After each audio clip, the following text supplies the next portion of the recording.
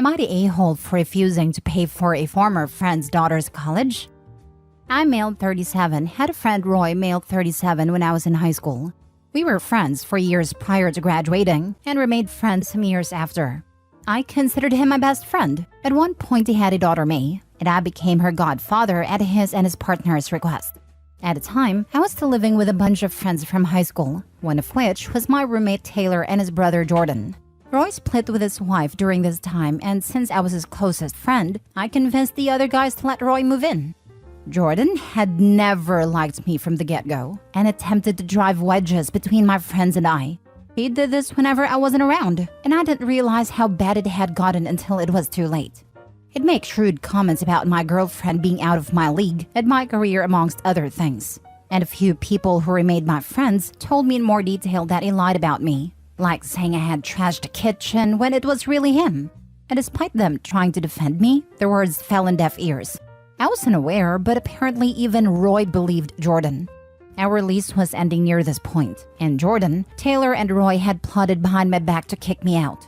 We live in a 5-bedroom, and one of our roommates was leaving. But because of Jordan, many of my friends were uncomfortable moving in with me. So, they decided to kick me out to bring 2 new people in, informing me about a month before the lease ended. I was betrayed and hurt, most of all by Roy, the person I considered a brother. After I got kicked out, I struggled on my own for a while. I was 24 at the time, and I had a decent job, which is the only reason I made it on my own, even if it was just barely. That career set me up well for my future, to the point that I now live very comfortably to say the least. Flash forward about 6 years later, and Jordan drunkenly told Taylor and Roy that he had purposely gotten me kicked out, and that devolved into him spilling his guts about the situation. Turns out he was jealous of my girlfriend, who is now my wife, and how easy my life looked. Roy and the others attempted to reconcile, and though I tried, it never felt right. I remained low contact. That brings us to now. May graduated, and they asked me to help pay for her college since I'm her godfather. I refused, based on the events of over 10 years ago now, and the fact that I hadn't been treated like her godfather in over a decade. He, his family, and my mother all seem to think I'm in the wrong, while my wife is annoyed they have the balls to ask. I genuinely don't feel like I am, but I'm sick of being pestered by so many. So Reddit, am I the a-hole for refusing to pay for college? Now for the top comments. Not the a-hole. Never heard of a godparent being asked to help pay for college, especially when they haven't been involved in a kid's life. Ignore them. Who came up with that? Someone who didn't save for their own kid's education. I'm with your wife here. They have a lot of nerve. Not the a-hole. She is absolutely fuming at this. She was with me through the whole experience, so she knows firsthand how much this hurt me when it happened. I didn't think I was the a-hole, but so many people are on me about it that I wasn't sure. Not the a-hole. Listen to your wife who has been by your side when your best friend who knew you better than anyone stabbed you in the back. Your ex-best friend's entitlement is astounding. So are you just supposed to forget all the hurt he has caused you? And the fact that due to his actions, you had no relationship with your godchild all those years and just quite happily hand over your money? Just no. And all those people saying you should pay, well, turn it around on them and ask them how much they are willing to pay. I bet you the excuses will be fast and furious. You're right. Honestly, thinking about it, it makes me really proud she has my back. I couldn't ask for a better spouse. She is everything. I'm proud to call myself hers. And that is also a great point. It isn't some small fee. May is going to need a lot for her engineering classes. I don't know how much anyone else is even contributing. Next story. Am I the a-hole for kicking out my 22 female friend, 21 female, for demanding I pay rent for my apartment? My friend Dee and I have been living in the apartment my parents own for college. We split utility bills, while she also pays 300 euros for rent. It's 2 bedrooms, living room, kitchen, and a half bathrooms in a nice area. And 300 euros is not nearly how much rent for that place would cost under normal circumstances. Nevertheless, our parents are civil with each other, so the massive discount was agreed upon on the premise that we split utility. I don't pay rent as my parents own it, but work and spend my own money for daily needs and groceries. Dee doesn't either. Her parents pay everything. So for a year now, Dee has been inviting her college friend, who I'll call Amy, to study at our place, sometimes sleep over. Amy lives off campus, but in a really dodgy area with her older brother and his friend. More than a month ago, Dee asked if Amy can stay over for a week. I told her no problem because I had a vacation set for that time. When I got back 9 days later, she was still at our place. So I asked Dee when Amy was going home, as I had planned for my friend to come over for the weekend. She told me Amy got into a fight with her brother and didn't want to be there right now. I was annoyed, but I never found an issue with Amy, so I just asked she leave until the end of the week. She didn't. 3 weeks passed and bills came in, which were almost double of what they were previously. I sat down Dee, gave her a rundown of the bills, and she seemed surprised. She told me I'm not paying that much. I looked at her and made a joke. Yeah, you're not. Your dad is. Dee got angry and went into her room. I thought the joke didn't land well, so I knocked on her door to apologize. But I overheard Dee ranting how I don't pay for anything, so I wouldn't understand why her parents are mad. I entered the room, told Amy to pick up her stuff and leave. She seemed embarrassed, but 20 minutes later she left.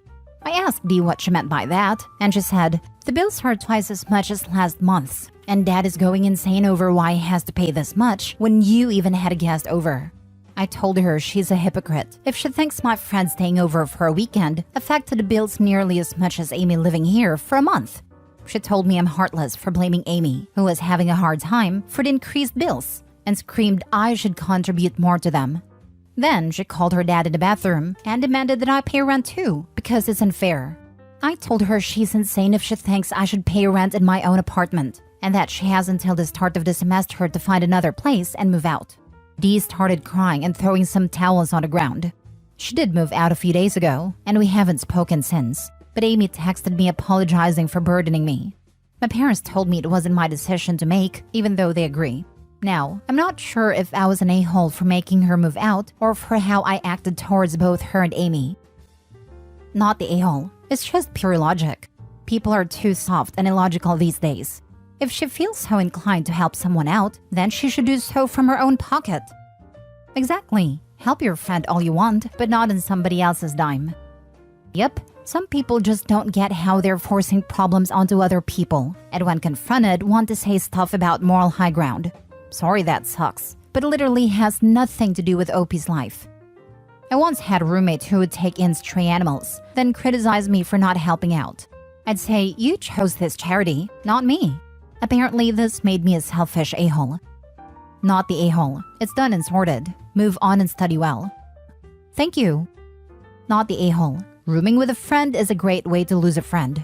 Find a roommate who seems responsible and charge the full rent. Yep, better to be roommates before friends.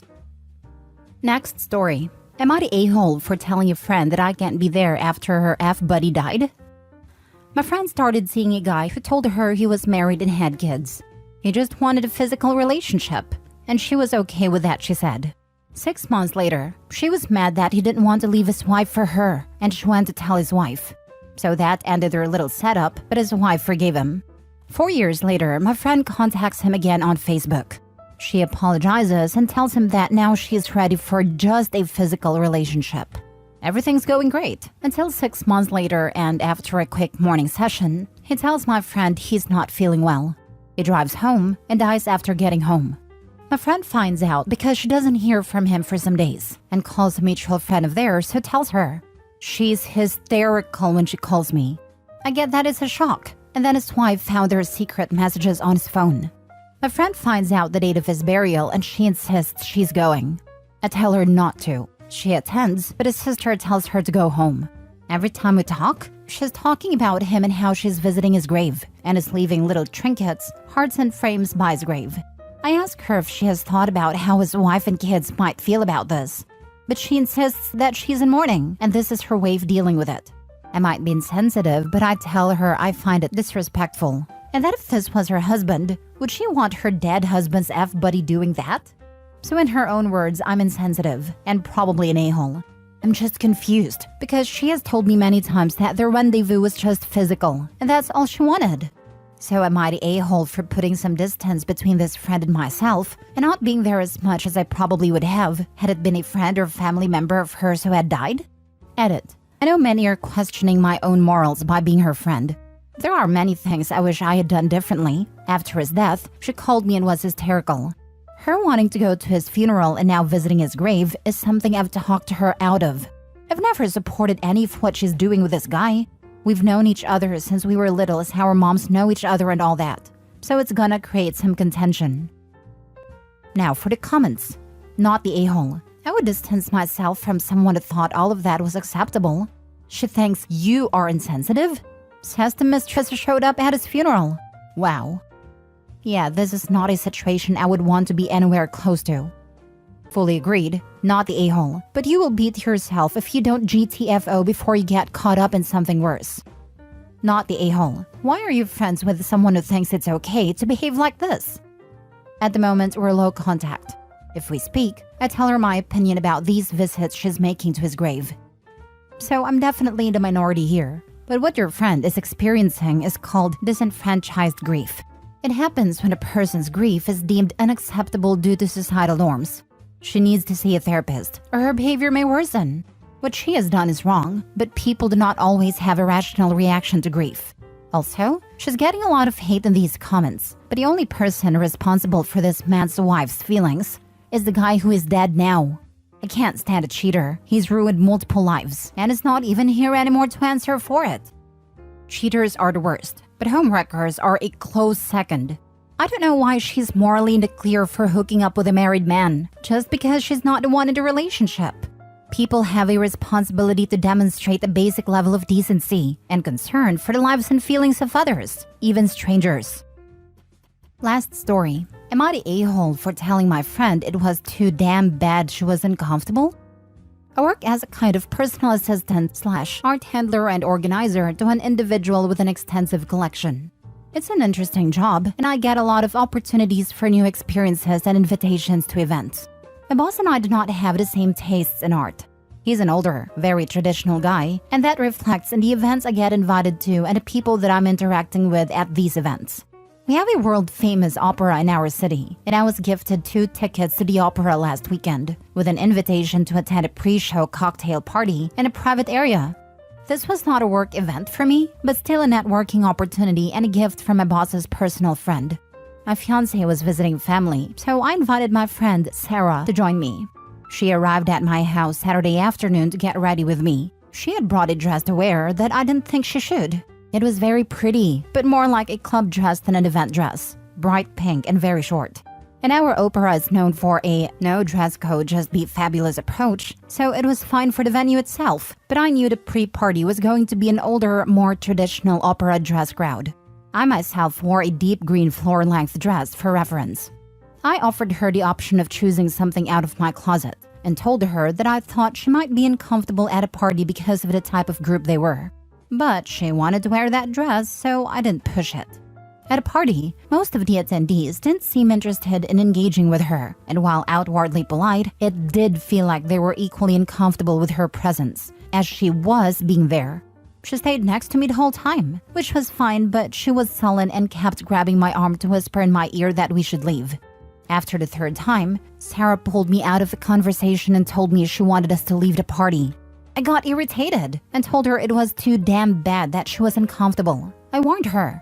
There are 2 bars out in the public area. She could go hang out there and I'd join her in an hour for the show, but I couldn't leave yet without looking bad.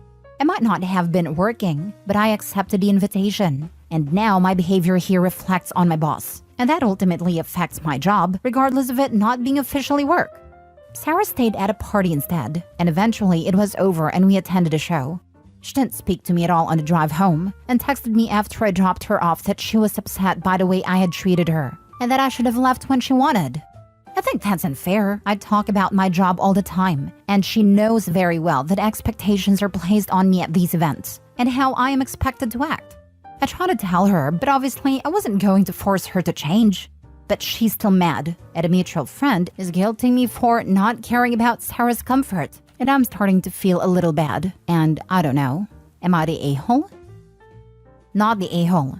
Fair warning was given prior to the event, as well as an opportunity to change attire. That being said, I don't know the extent of the warning given, and perhaps a bit more detailed explanation should be given next time to ensure the individual in question knows exactly what might occur. Sometimes communicating a warning doesn't match the level of internal concern due to not wanting to insult the person, resulting in them not thinking too much about it, and it may be possible that was the case. Her feelings are somewhat justified, as it sucks being judged like that. But as mentioned, you're not the a-hole here. I just want to add though, while I'm sure there was judgment, Sarah's behavior probably made it worse than just wearing an inappropriate outfit. When you're uncomfortable, you can appear standoffish. Additionally, it sounds like Sarah was standing next to OP the entire time, while also choosing not to engage with others. She pulled OP out of 3 separate conversations. How rude! She was whispering, which is also rude, and obviously wanted to leave with her body language. And she saw OP's formal floor-length dress, so that should have been enough of a clue. OP, in the future, make sure to only bring people who are comfortable holding their own. The seeing OP's formal-length dress is the big thing for me. I feel like if you're the +1 for an event, you should be matching the formality level as the one bringing you along. Especially if you're an outsider, you don't want to be standing out because of the clothes you wear. If anything, Sarah should have been coordinating with OP before even leaving her home to make sure her outfit would be appropriate. Not the a-hole. Sarah came as your guest to what she knew was a career-related function for you. She insisted on dressing inappropriately when advised against it, and her repeated demands that you leave because she was as uncomfortable as you told her she would be were immature and self-absorbed. And so was her refusal to retreat to an area where she might be more comfortable and let you finish working the room. So is her sulking and involving another friend who wasn't there, knows only her side of the story and should STF you instead of getting in the middle. I predict you'll find yourself outgrowing friends like Sarah in about 5, 4, 3, 2.